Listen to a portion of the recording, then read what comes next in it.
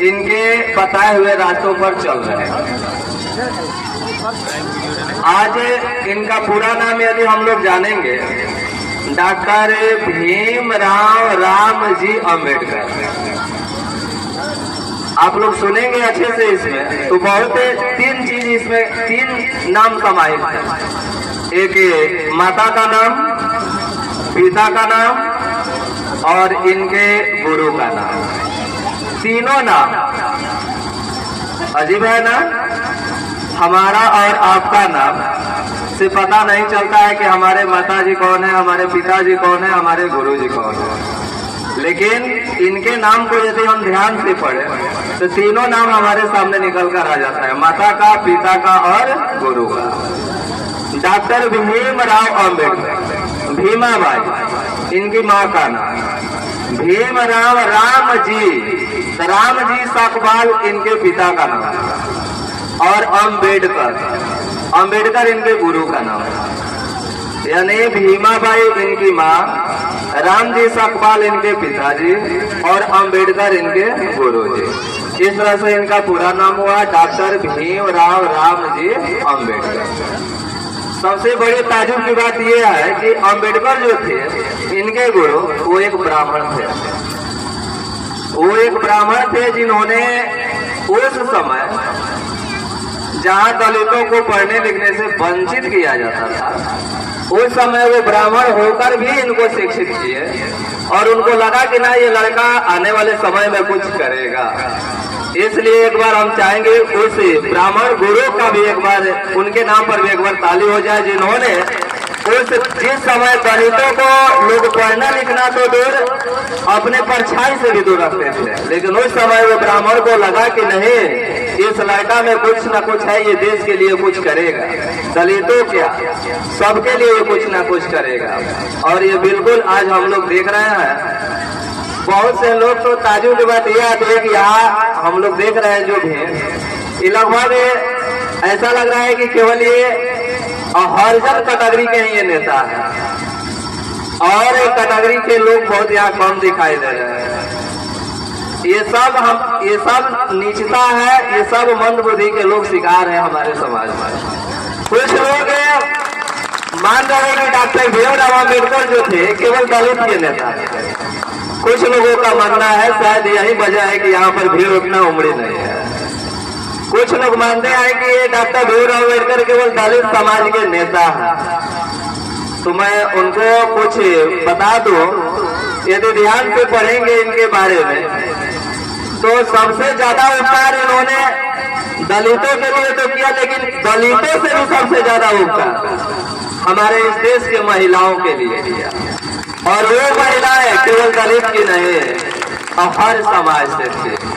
सबसे ज्यादा उपकार इस देश के महिलाओं के लिए किया, जो आज देख रहे हैं हर क्षेत्र में पुरुषों के साथ कदम से कदम मिलाकर ये महिलाएं चल रही हैं। वो महिलाएं केवल दलित में हर तबके से हैं।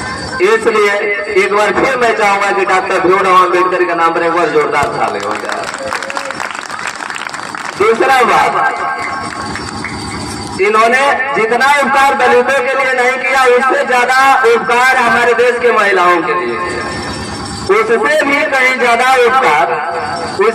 ज्यादा उपकार हमारे देश के इस बेमिसाल संविधान को लेकर किया, जिस संविधान की वजह से आज पूरा देश चलता है। इसलिए एक बार उस संविधान की जय जयकार हो जाए, जिन्होंने डॉक्टर भीमराव अम्बेडकर के संविधान निर्माता के रूप में जाना जाता है। तो एक बार मैं फिर से चाहूंगा डॉक्टर भीमराव अम्बेडकर के नाम पर एक बार जय भीम, जय भीम।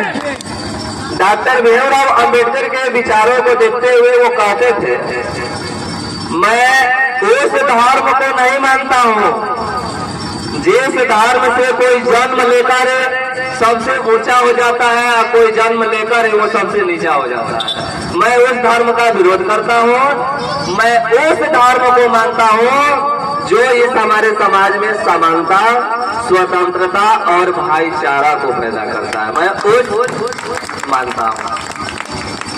तो डॉक्टर भीमराव अम्बेडकर से हम लोग जितना सीखे उतना हमारे लिए कम है। जरा सोचिए उस समय में, जिस समय में छुआछूत जैसी बहुत सारी विषमताएं हमारे समाज में थे, उस उस समय में 32 डिग्रियां हासिल की थी उन्होंने। 32 डिग्रियां जो आज के समय में अगर किसी को सुविधा दे दिया भी जाए पूर्ण रूप से, तो हमको लगता है कि 20 डिग्रियां हासिल करते करते वो 40-50 पार कर जाएंगे। लेकिन उस स्थिति में उस समय इन्होंने एमएससी और डीएससी, एमएससी और डीएससी, एमएससी तो आप लोग समझ रहे होंगे, लेकिन डीएससी भी डॉक्टर ऑफ साइंस और मास्टर ऑफ साइंस उस समय की सबसे बड़ी डिग्रियां थे। 32 डिग्रियां कोई आम बात नहीं होती। अगर आप आज के समय में हम लोग देखते हैं, एक चीज और याद रखिएगा कि ये पीएचडी 3 बार किए थे। 3 बार, अगर यहाँ आज के समय में एक बार कोई पीएचडी कर लेता है तो अपने आप को ऐसा लगता है कि जैसे बहुत मैं बड़ा डिग्री हासिल कर ले हूँ। ऐसे उस समय जिस समय 32 डिग्रियां हासिल प्राप्त किए, उस समय मात्र मैट्रिक तक पढ़ लेना ही हमारे समाज में सबसे बड़ी बात होती थी। लेकिन उस स्थिति से संघर्ष करते करते 32 डिग्रियां हासिल करना कोई आम बात नहीं। आज सबसे बड़ी बात यह है कि जब हमारा संविधान लिखाया, उस संविधान में जितने भी लोग थे सबसे ज्यादा पढ़े लिखे हमारे डॉक्टर भीमराव अम्बेडकर थे, सबसे ज्यादा पढ़े लिखे। हमारी बातों को सुन रहे हैं, पढ़ रहे हैं, जो पढ़ाई पीरियड में है, उनके लिए मैं ये कहूंगा कि अगर समस्या तुम देखोगे तो तुम नहीं पढ़ पाओगे। समस्या सबके पास है। ये दुनिया में जो 2 रुपया कमा रहा है वो सोच रहा है हम 4 रुपया कमाए, जो 4 रुपया कमा रहा है वो सोच रहा है कि 10 रुपया। समस्या तो सबके पास है। समस्या से घबराओगे तो तुम आगे नहीं बढ़ पाओगे। जीवन में समस्या चाय में जमी हुई मलाई की तरह होती है। हमारे जीवन में समस्या चाय में जमी हुई मलाई की तरह होती है। जब हम चाय पीते हैं, उस चाय में जब साली पड़ जाती है तो हम उस चाय को फेंकते नहीं है, फूंक कर उसको साइड करते हैं और उस चाय को पी जाते हैं। ठीक उसी तरह हमारे जीवन में आने वाली चुनौतियां हैं, समस्याएं हैं। जो समस्याएं आ रही है उसको साइड करें, लोगों के सामने दुखड़े न रहे। कोई यहाँ पर आपका साथ देने वाला नहीं है। हाँ, जब आप सफल हो जाइएगा तो सब आपके सामने आएंगे।